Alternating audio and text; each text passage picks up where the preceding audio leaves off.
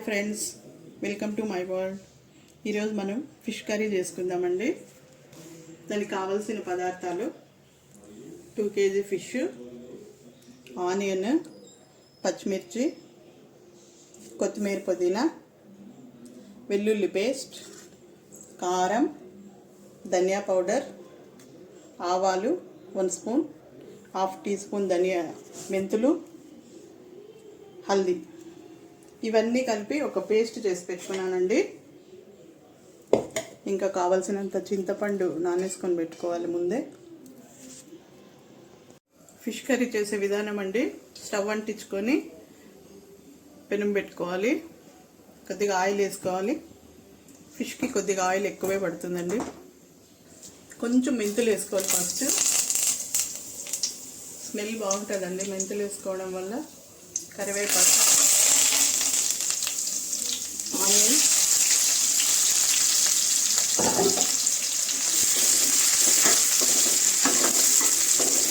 Onions brown అయ్యండి. అల్లం వెల్లిపాయ పేస్ట్ వేసుకుందాం. అల్లం వెల్లిపాయ పేస్ట్ ఇంట్లో నూరుకుంటేనే బాగుంటుందండి. బయట అంతా ఫుడ్ పాయిజన్ అవుతున్నాయి ఈ మధ్య. చేసినావా? అల్లం వెల్లిపాయ పేస్ట్ బయట చేయడం అవాయిడ్ చేసి ఇంట్లోనే చేసుకోండి, బాగుంటుంది. ఫ్రెష్గా ఉంటుంది, టేస్ట్ కూడా మంచిగా ఉంటుంది.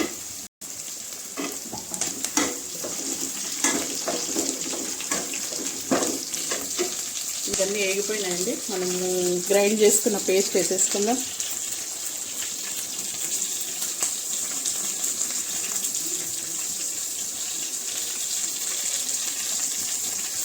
కొద్దిగా ఫ్రై చేసుకొని వాటర్ వేసుకుందామండి.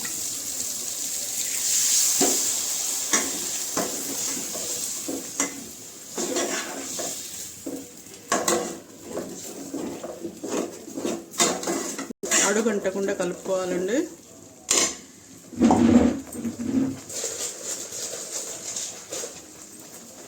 సాల్ట్ వేసుకుందాం. నేను రాక్ సాల్టే పడతానండి. వాటర్ వేసుకోండి. 2 kg ఫిష్ కాబట్టి ఇంకొంచెం వాటర్ వేసుకుంటాను నేను.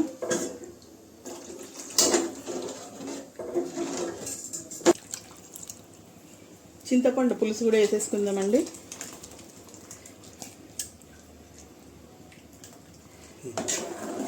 చింతపండు కొద్దిగా ఫిష్కి పాత చింతపండు వేసుకుంటే బాగుంటుందండి, పులుపు ఎక్కువగా ఉంటుంది.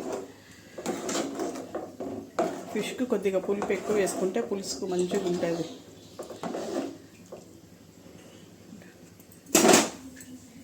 ఇప్పుడు కొద్దిగా కొత్తిమీర, పుదీనా వేసుకొని కొద్దిగా మరగనివ్వాలండి.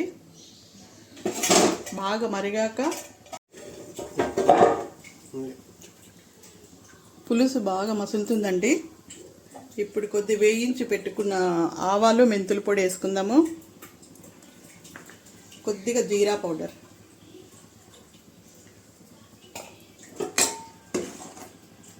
ఇప్పుడు కొద్దిగా ఉప్పు చూసుకొని క్లీన్ చేసి పెట్టుకున్న ఫిష్ పెట్టేద్దామండి.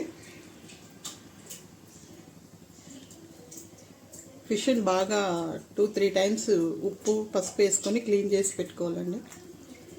అప్పుడు నీ సువాసన ఉండదు.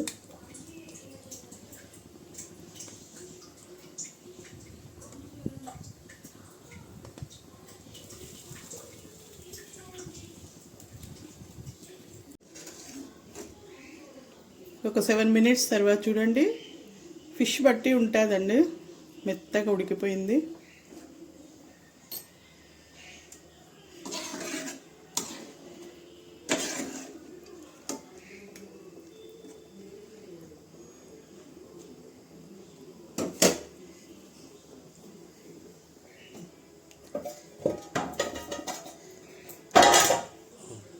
ఇంకొక 2 minutes సిమ్లో పెట్టుకొని మళ్ళీ ఆఫ్ చేసి మా ఫిష్ కర్రీ చూడండి, టేస్ట్ చేయండి. ఇలా చేసుకుంటే చాలా బాగుంటుంది. మా వీడియోని ఆదరించండి, లైక్ చేయండి, షేర్ చేయండి.